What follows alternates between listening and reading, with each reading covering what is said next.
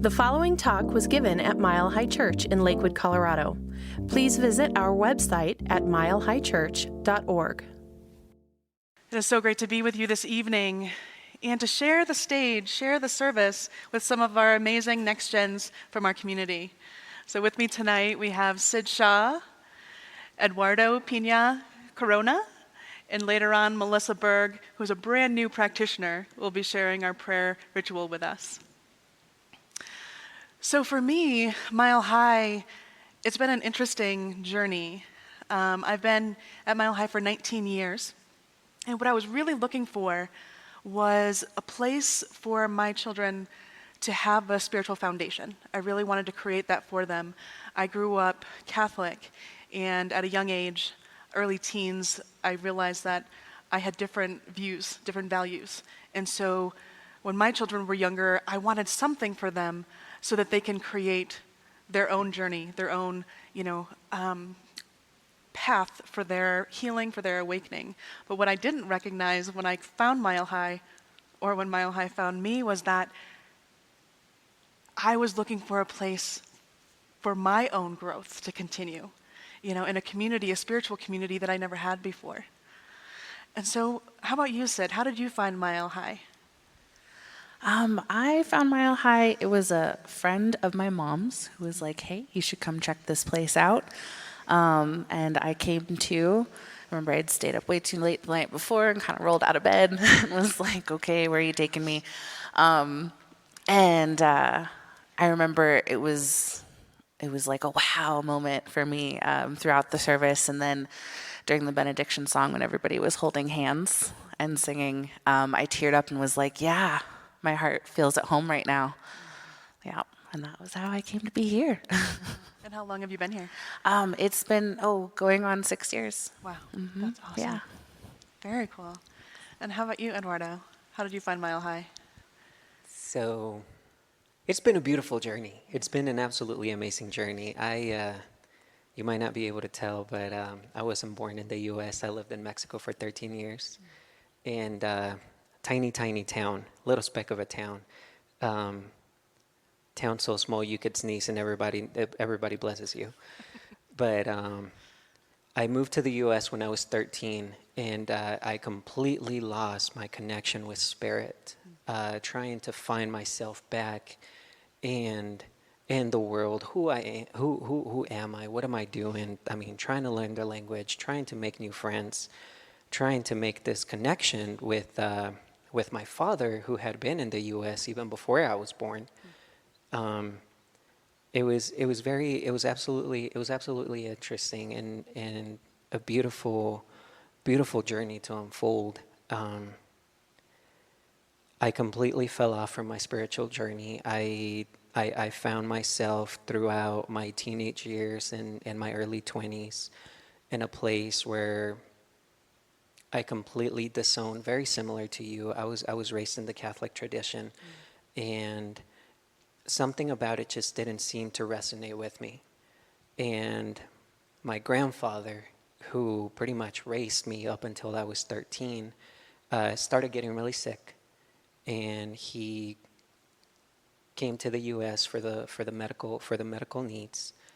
And in his deathbed, he had a mantra which said, "En nombre de Dios voy caminando, y la Virgen me va ayudando."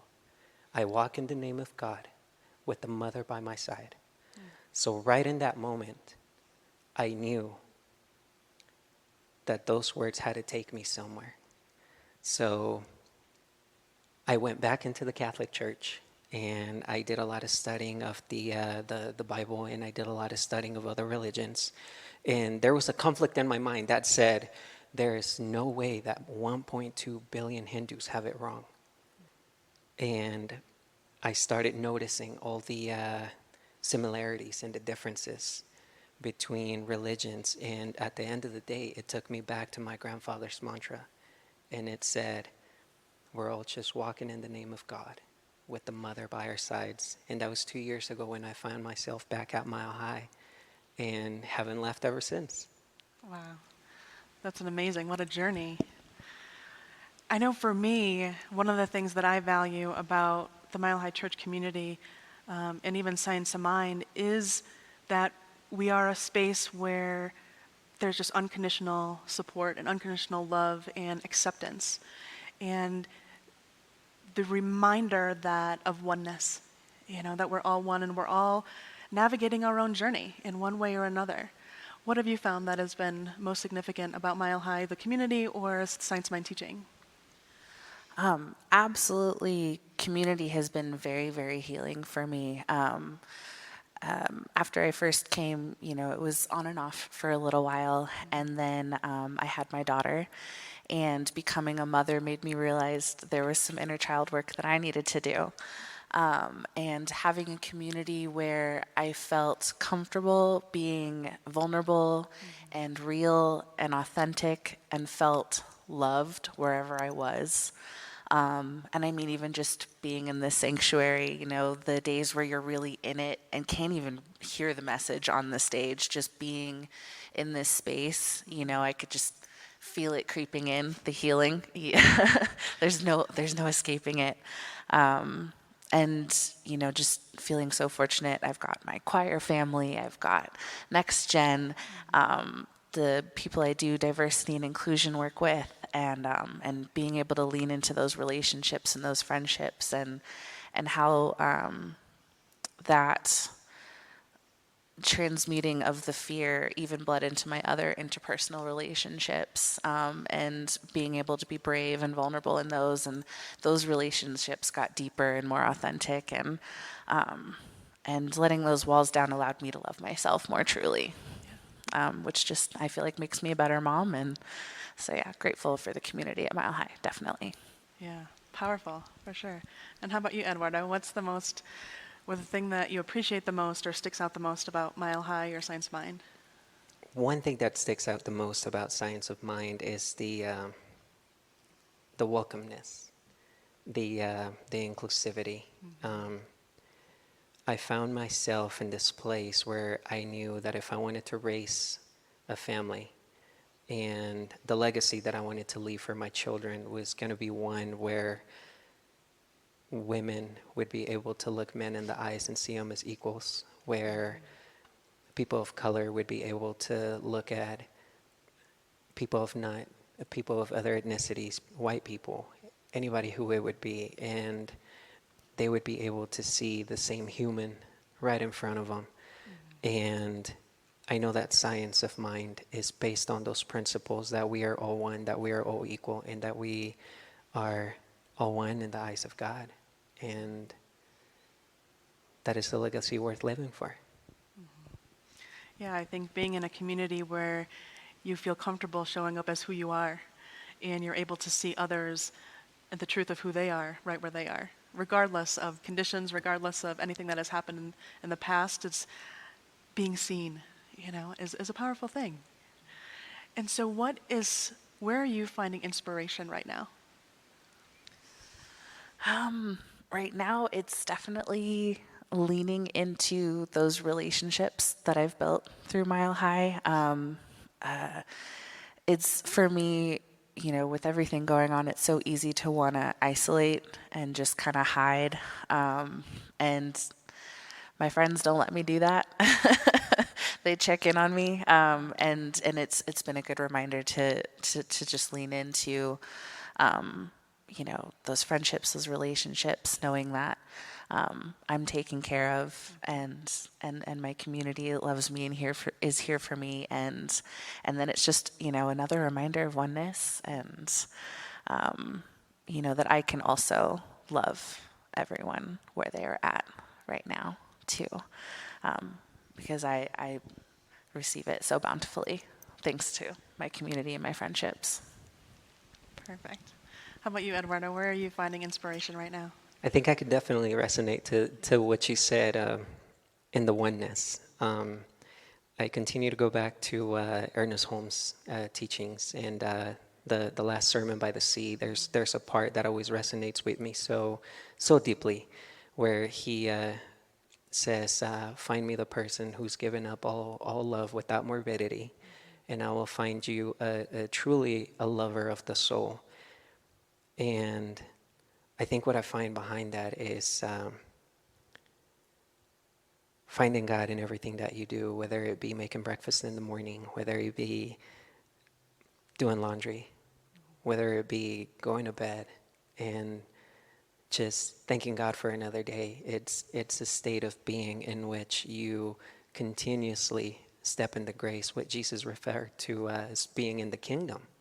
We are continuously engaged by that all power that is life. Yeah, I mean, finding God wherever you are is a powerful reminder. It's a powerful reminder. Well, thank you both for joining me tonight. I appreciate your wisdom, your insights, and just your presence and your friendship.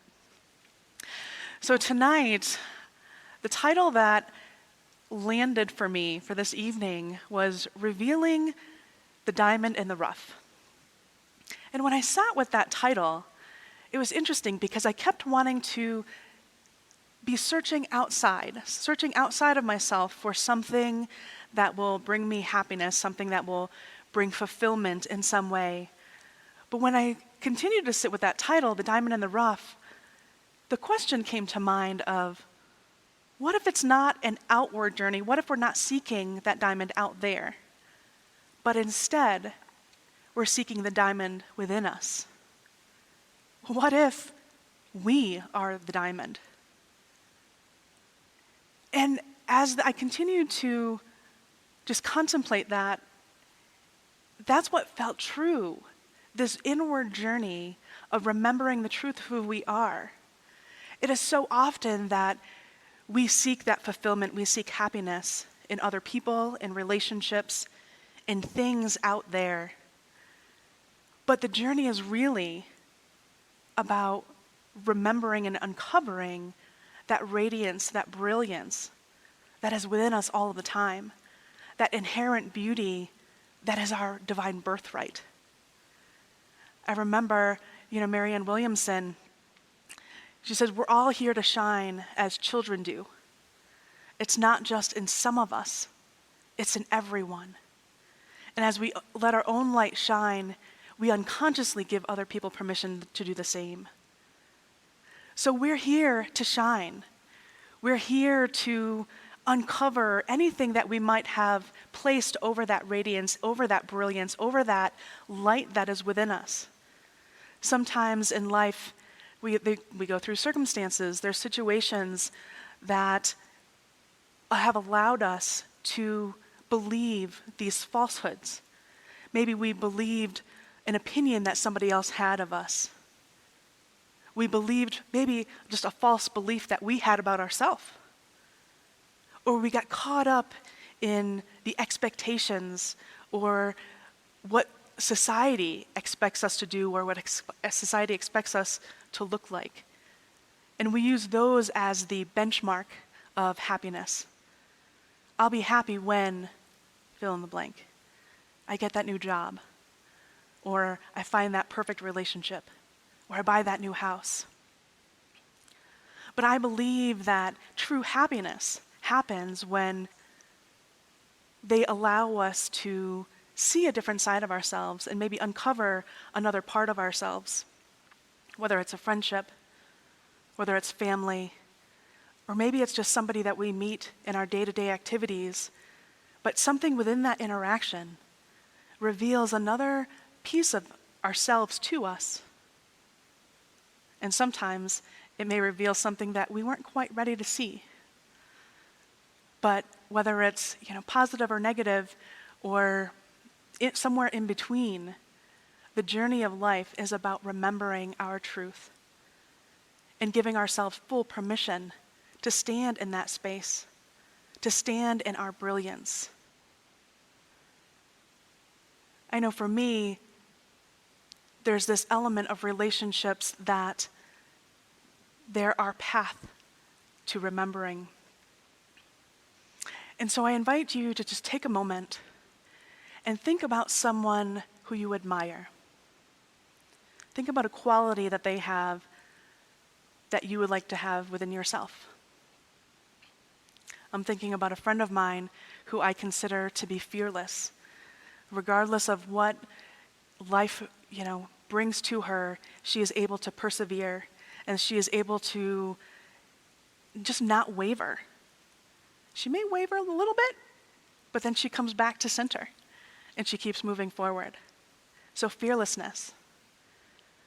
And so what's that quality that you have thought of a friend of yours or just somebody who you admire? Because here's the thing. We are all mirrors for one another.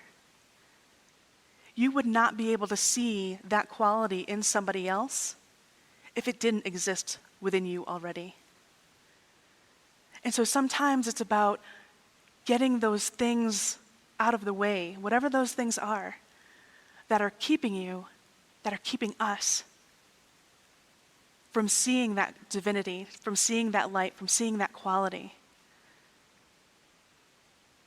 Our pathway is an amazing journey, but sometimes there's some twists and turns along the way. And sometimes we just get caught, and that's totally fine.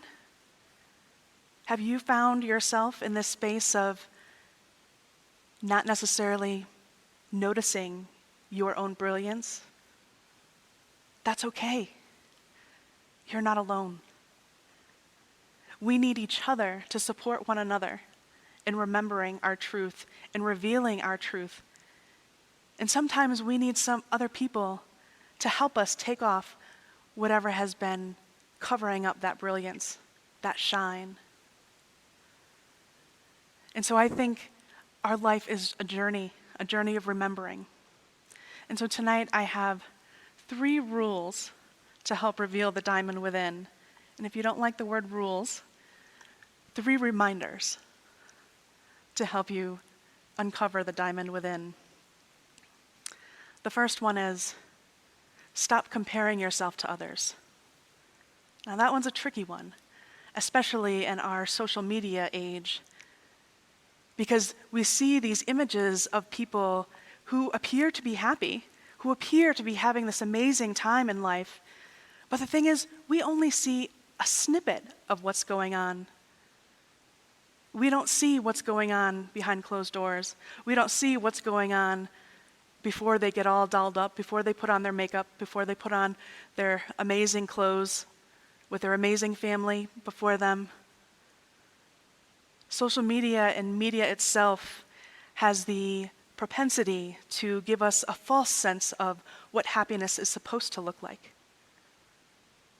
But when we are able to come back into center and to remember our own truth, remember our own light, and to stand in that space, that's where the true happiness is able to seep through and be revealed. And so your second reminder is to just allow yourself to be right where you are. There is no rush to get to this specific destination, because right where you are, if you love yourself right where you are, even if this isn't the final destination, this isn't the final place where you want to be, that will support you and encourage you to keep going. It will allow you to make the connections that you need to make. Because loving ourselves, sometimes I think it's easy to take that for granted. And sometimes I think in our society, some people see that as being self-absorbed or selfish. But I see loving ourselves as filling our own cup, giving ourselves permission to love ourselves first, and then so that we can love others from the overflow. So love yourself first. Be willing to be right where you are. And the third reminder is to stop allowing other people's opinions of you determine your worth.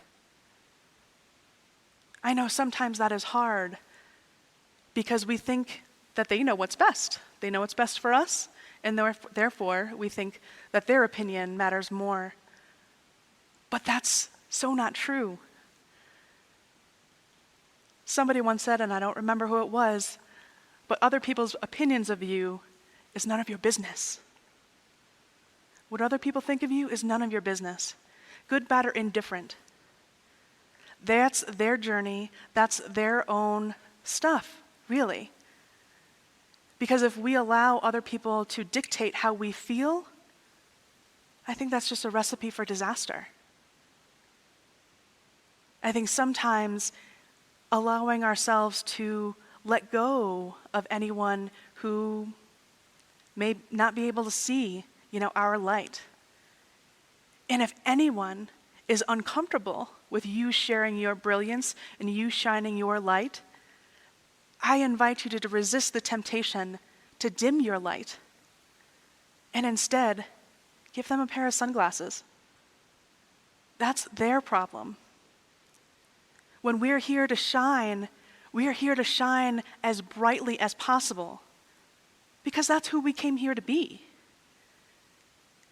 When we love ourselves, we have the power to be true to who we are. We have the power to stand in our pure potentiality. And then we're able to see the brilliance, the lights all around us and everyone around us. And again, as we let our own light shine, we give other people permission to do the same. And sometimes this journey is just fascinating. The times or the situations or the circumstances where we cover up our light, it's just a moment of maybe forgetting, or maybe it's a moment of feeling uncomfortable. And that's okay. That's okay. We're not expected to do it perfectly. But the thing is, God sees our perfection in every moment. She doesn't get caught up in the imperfections that we see or we think or we imagine. God sees the pure light that each and every one of us are, the pure possibility that is ripe within us if we're willing to do that inner work. So are you willing to be on this inner journey, to do the work that is called in order to reveal that diamond that is within you? With all of the relationships that are around us, allowing those relationships to help us polish off that diamond, to help us shine a little bit brighter, to help us remember who we are, who we came here to be, and to stand in that space unapologetically. We're here on purpose. We're here at this moment in time to shine our light, to share our gifts, and to be the most brilliant expression of who we came here to be.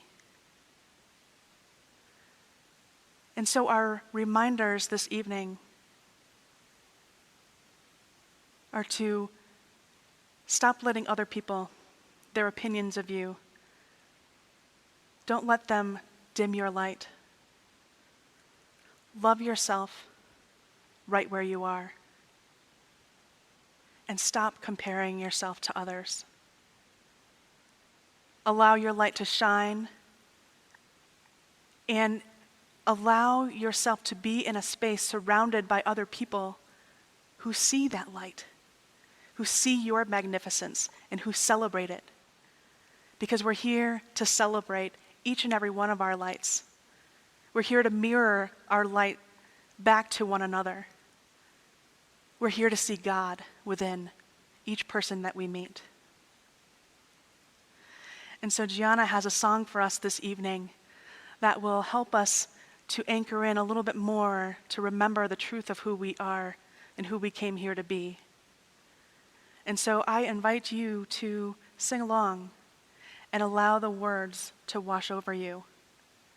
And remember, you are the light. I invite you at this time to get comfortable. I invite you to take a breath. Bring yourself from your head to your heart. God is all there is. God is everything. God is the smallest subatomic particle to the perimeters of the universe. God is light. God is health, peace, abundance, happiness, harmony. God enfolds me at all times. God enfolds you at all times. There's only one life, and that's God's life. And I declare here and now that each one of us is a divine spark that God is. And I invite you this time to say aloud the names of the people you would like this prayer for, even yourself. For peace of mind, for abundance, for harmony in relationships, and for healing. And I know that this is our birthright. And we are not alone. God is right where we are. We are the diamonds in the rough. And we shine bright. And I'm so grateful for this time to pray together, that knowing that our birthright is that divine light. I'm grateful for Reverend Michelle for her blessed talk this evening. I'm grateful for the Mile High community, for everyone. And I just release my prayer to the law, knowing that it is done, it is heard, that we are the divine spark that God is. And I release my word with much heartfelt love, and so it is.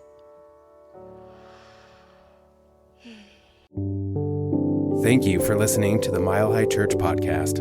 This podcast is made possible by the generous contributions from listeners like you. If you'd like to make a donation, please visit us at milehighchurch.org. Have a fabulous day.